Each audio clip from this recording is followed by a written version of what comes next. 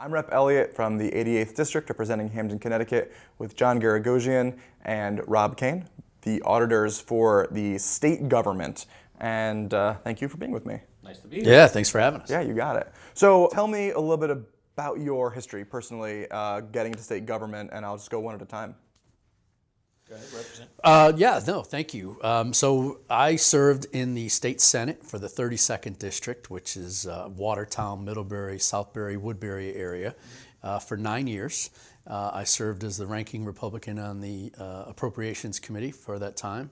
Had some good successes with bill-wise and that kind of thing, but had a good understanding of the budget and state government. And when the opportunity for the state auditor's position came up, I pursued it with my leadership and was appointed in January of last year. So it's a little bit over a year, about 14 months I've been in the position. So yeah, so my term in the state government is now over 10 years, and I enjoy it.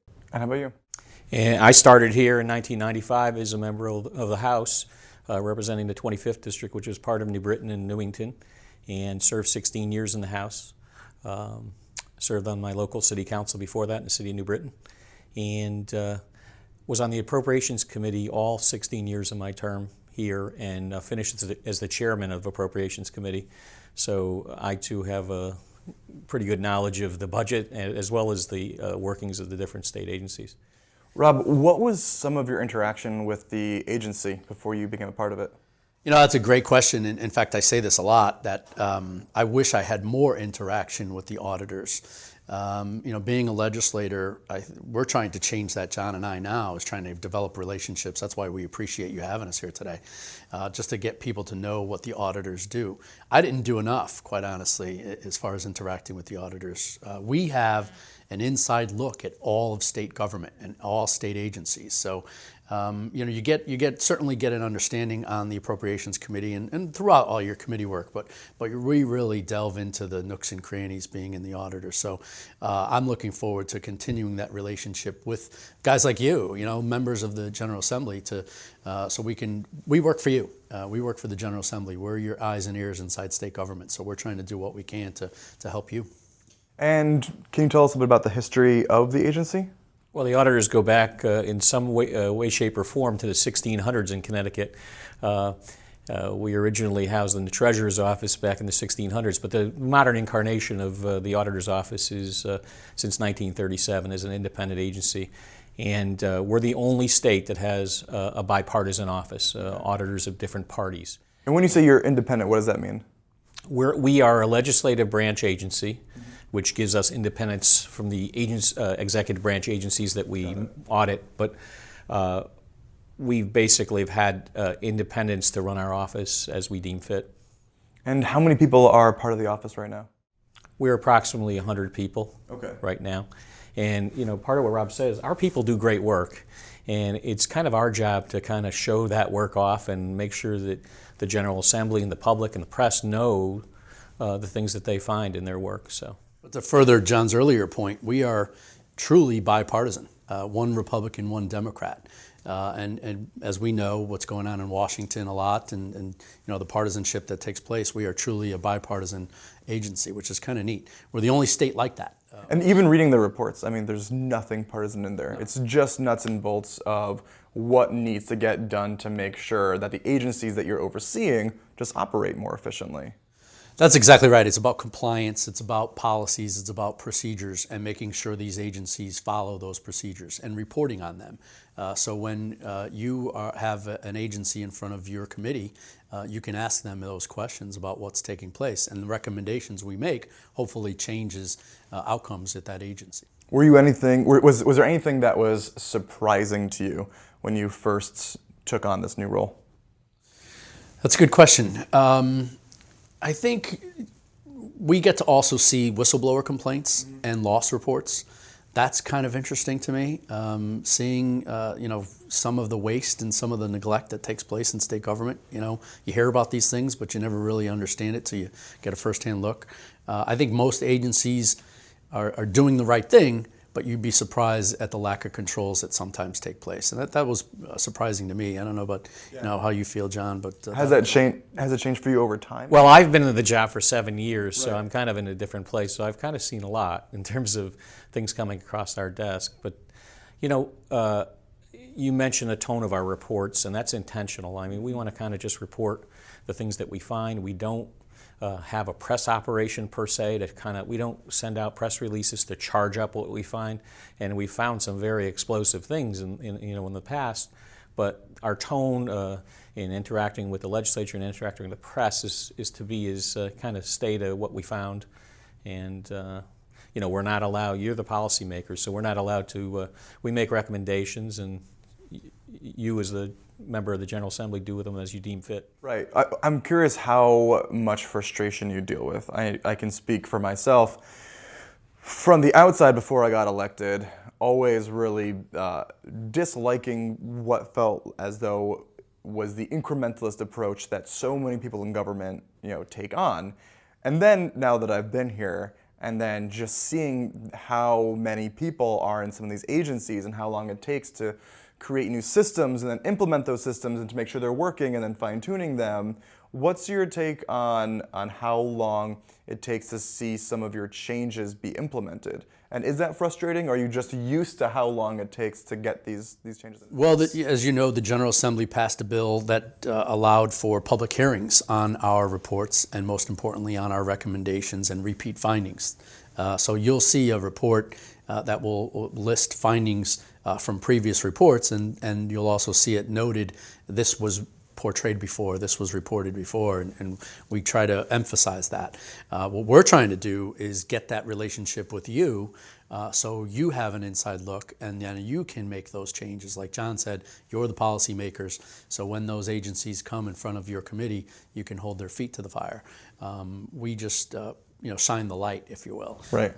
But you're right. It is sometimes frustrating for us when you see the same thing over and over.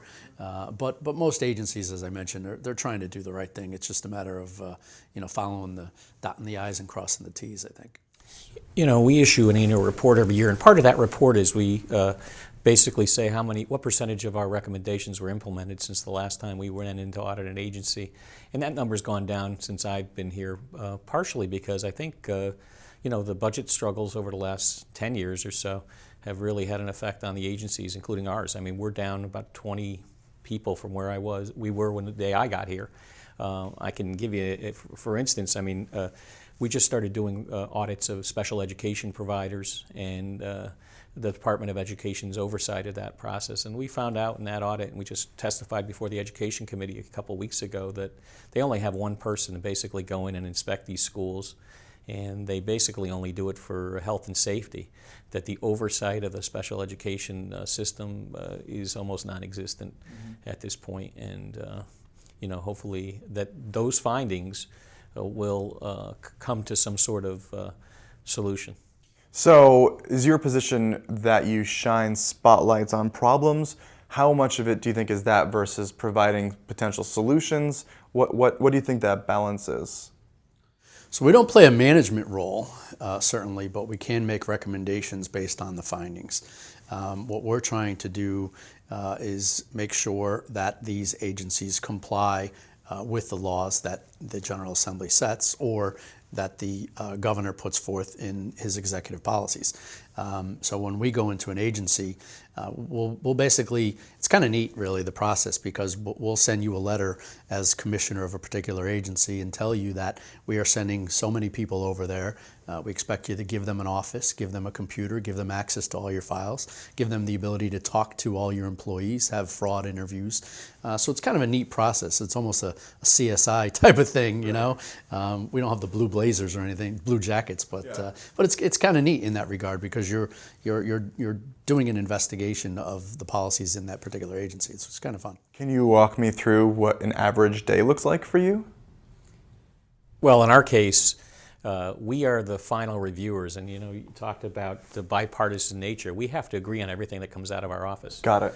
Every letter that goes out, every audit report has been reviewed by both of us ultimately. So a lot of it is, reviewing and those reports. Is it similar to the legislature where, 95%, 98% of what we do is bipartisan, just that 2% that gets that spotlight shown on? Is it similar with the work you're doing as well in terms of how much you agree? Yeah, no, I think we're 100%. It's corny as that may sound, but it's true. I think we work well together. John and I worked together on the Appropriations Committee, so we already had a relationship. So became friendly already, and so it was easier for me to fit in because we already knew each other. And that's one of the benefits why you see former legislators serve in this role. We have a knowledge of the building, a knowledge of the leaders and the players, if you will, the process, of course. We are developing our website right now. We are changing our reports to give them a better look. I myself am on social media to promote, whether it be whistleblowers or that type of stuff. So we're trying to do more to bring attention to the good work we do, because we do show value for the legislature and for the taxpayer. And I was going to say that, our years of experience, that's how we apply the final review to these. If our auditors are citing a statute or regulation, and we want to make sure they got it right, and we try to make it a little bit more readable too. I call it translating from audit to English. Mm-hmm. So, when I look at it, I look at the summaries. Just get a general idea of what's happening. Just because, as you both know, you could spend hundreds of hours every week and you would still not even be close to reading everything that you could be reading out there. So from my perspective, just being able to go and get those bullet points and just be done is helpful, which I think you've done a pretty good job of. That's a good point. We're doing that now with executive summaries on our audit reports, because some of these are 30, 40, 50, 100 right. pages. And you guys are bombarded with information, constantly, with bills and with constituent service and you name it. So we're trying to do that now, actually. So I'm glad you brought that up with an executive summary. And then progressing into the future, technology has changed everything, right? Mm-hmm. So linking to more source documentation, putting up more multimedia video, and kind of telling our story about why we're releasing the federal audit today, which is a 300-page report that unfortunately not a lot of people read. But more of an explanation of the work that we do and the work our people do. Because what I love is the fact that you are an independent agency, because I think there's this feeling out there that people sort of don't trust government, and they don't trust government to be taking care of people or making sure that it's not just growing past whatever size that you think is beyond what the state can afford or actually needs. But just the fact that there's a 100-person agency just working on making sure that everything, at the very least, that we do have is working so efficiently. I really appreciate, as a business owner, as someone who tries to build systems. So I want to thank you for that, first of all. And I guess my next question would be, how much do you do in terms of pushing legislation, or you do not do that at all? No, we do. We have, as John mentioned in our annual report, the recommendations that came out of there became a bill in front of the GAE, Government Administrative and Elections Committee. I think it's Senate Bill 175, so you can check it out. Hopefully you'll vote for it. But even your viewers from Hamden and throughout can look at the recommendations we make, and we talk about those things in the bill. As John mentioned, we did the special education audit, so that is going to be a bill coming out of the Education Committee with special private providers of special education. So that's another bill. So we do, we probably, John, 2 or 3 bills a year? Not a lot, but Well, we're also asked to do various things by members of the General Assembly. Mm-hmm. So there may be new work that you want us to do. And okay. Is it as simple as just having a conversation, or does that have to be a little more like? No, legislation gets put in and saying, right, we'd like the auditors to do this, so we, like every other agency, look for legislation that comes through. Can that come from any committee, or does that usually come? It can come anywhere, because, like, for instance, that annual report bill had to do with everything from non-disclosure agreements for employees to background checks for daycare centers. Right. So it could run the gamut. Some of it was technical in nature. In the course of our work, our auditors find different things that they, think we should come to the attention of the General Assembly, and that's kind of what the report's all about. And I think we've built a good reputation in the building when you talk about bipartisanship, that both sides of the aisle realize the good work that we do, and they'll ask us or charge us with different things. For example, the DECD, Department of Economic Community Development, there was great concern about the Small Business Express, the First Five, all the tax credit programs that are taking place. So we've been charged with looking at that, both from a performance aspect and from a compliance aspect. And you're not even just looking at systems. Are you also looking at the ins and outs of cash and how that gets spent as well, or no? Well, we are essentially the state's accounting firm. Right. So you do that. part of that federal single audit we're going to release today is the CAFR, the Comprehensive Annual Financial Report that the comptroller issues. And our auditors basically stipulate that is fair and accurate. Yeah, I mean, that's one concern that I think is totally appropriate, is that, appropriations gives just a big chunk of money to the agency, then the agency can do with it as they want. And then they're always going to come back and say, we want more, we want more, we want more. But then also being able to really parse how every single dollar is spent is something that we just really can't do as legislators. You sort of need the professional staff that can actually know what these agencies need. Yeah, you're 100% right. That's what I meant earlier when I say that, you can use us when you have an agency in front of your committee and you'd feel that they're either not responding or not providing you that detail of information. We have that access. So we have that ability to do that. So you're 100% right. And do you feel like you're getting the support you need from the legislature to do the work you need to do? Do you feel comfortable with your staffing levels? We'd like more money, right? Sure. Which is kind of funny hearing it from him. Yeah, I know. No, People do laugh at the fact, because I was always on that side of the aisle where I was always questioning expenses and how much we spend. But now being on this side, you realize that our people, they're professionals. They're CPAs, CFEs. They have the opportunity to move elsewhere. So we're losing. What did we lose? 3, 4 people in the last year, I think, John? So. Oh, at least, yeah. What's that shift been like for you? Being more, so from my side, more liberal, I want to be able to tax our wealthy people, to be able to fund these programs, to be able to fund our agencies. And then, my interpretation of what is to be a conservative is just to say, hey, we can do that, but we have to limit how much we do, because you can't have everything. That's just not possible. And then hopefully both sides kind of meet somewhere in the middle to have some happy medium. No, that's why I think I still fit in with this job, because we are auditing state government. It's not too different than what I was doing on the Appropriations Committee before, when I was shining light on wasteful spending or the explosion of the size of state government. So it's not too different. That's why I think I fit in this role. I was always the guy in my caucus who led the charge in asking questions of agencies or fellow legislators about bills that were put forth on the floor. So I'm kind of doing the same thing here.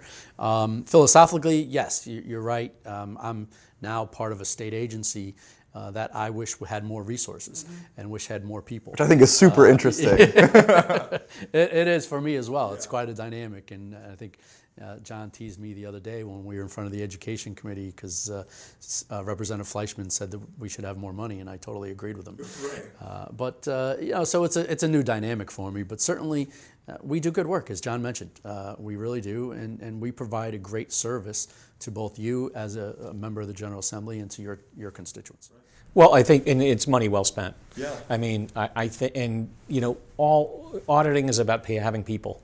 And 98% of our budget is for the people that work for us. Right. There's no frills. Extras, right. Yeah, I mean, so it's like we don't have any buildings. We're embedded in the state agencies for the most part. So, but you could come to this from different perspectives. Now I was more of a liberal Democrat, and but you still you don't want waste in government. Absolutely. You want to make sure programs work. Absolutely. And you want to make sure that the money in these programs is going to the people that actually need it and are entitled to it. So have you made determinations that something is just not working and the entire thing should be scrapped? Does that, something like that? As far as our agency? Sure. I think what we've done, as John mentioned, most of our budget is payroll. So we've had to look for areas that we can save. Oh, sorry. So no, I don't mean your agency. I meant has your agency looked at other agencies and said, or other programs or anything and said, we understand what was trying to be accomplished here, but you're actually not serving the public in any definite finite sense. We're starting to look at programs and agencies in a more defined way. We took on 5 of the members of the program review staff last year. And Can you say that again? The legislature eliminated the Program Review and Investigations Committee, and the office was about 11 people. About 5 of them came to our office, the most senior people. And our goal was to make them into, and we have made them into performance auditors. And the goal of that was to be able to look at programs and systems in a more holistic way. The 2 of the special education audits we released had to do with the process of approving special ed providers, the process of monitoring special ed providers. This is a new tool that we have, and we've been trying to get back to performance auditing for many years, and now we've had the opportunity. We're almost done with an audit that looks at drinking water quality in the Department of Public Health's oversight of that and how they oversee that process. This is new for us in the sense that, but I think it's such valuable work for you, for you guys as you go in and make decisions about these issues and see if there's deficiencies. And drinking water is a big issue. Obviously, what happened in Flint, Michigan, a couple years ago, but also across the country. I mean, so that's something we'll be reporting on in the near future. So knowing what you know now from your vantage point of where you are, you're back in the legislature. What do you do differently? That's a good question. Certainly, as I mentioned earlier, I would interact with the auditors a great deal more, and that's the relationship that I'm trying to build with legislators, especially, You focus more on chairs, I would imagine? There's many new people like yourself, for example. But I also have little to no power. So I can have conversations, but I can't horse trade. I can't make those decisions at that committee level. Yeah, well, I don't know. I think, even when I was in the legislature, I was in the minority. When I first got to the Senate, we had 12 members versus 24 on the other side of the aisle. I still was able to get legislation passed. So I think, people like yourself who are showing that they're working hard, they're participating, they're engaged in the debate, those people will always have the ability to move mountains in this building. It's some of the others that you'd find, and you could see that, who's the doers and not. But I think, we want to build a relationship with each and every legislator because I think you need to see that look that we have. I wish I had the ability to see inside state agencies the way I do now. Because many times, even as a senator on the Appropriations Committee, an agency would say, well, we don't know that right now, we'll get back to you, we'll provide you that another time, or, basically, shy you away or shoo you away a little bit. Now, well, they can't do that. So it's kind of a neat thing. But if I were back in the legislature, I would definitely give the auditors more money.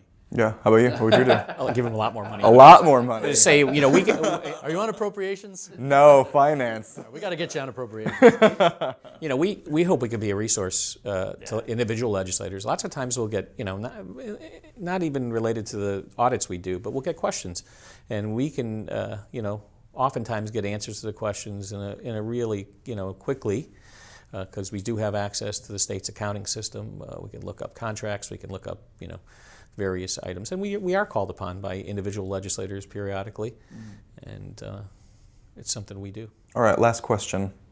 If you could give state government a grade, what would you give it? Oh, wow. That's a good question. I would say a B. Okay. I think we are doing a good job as a state, but we could do more.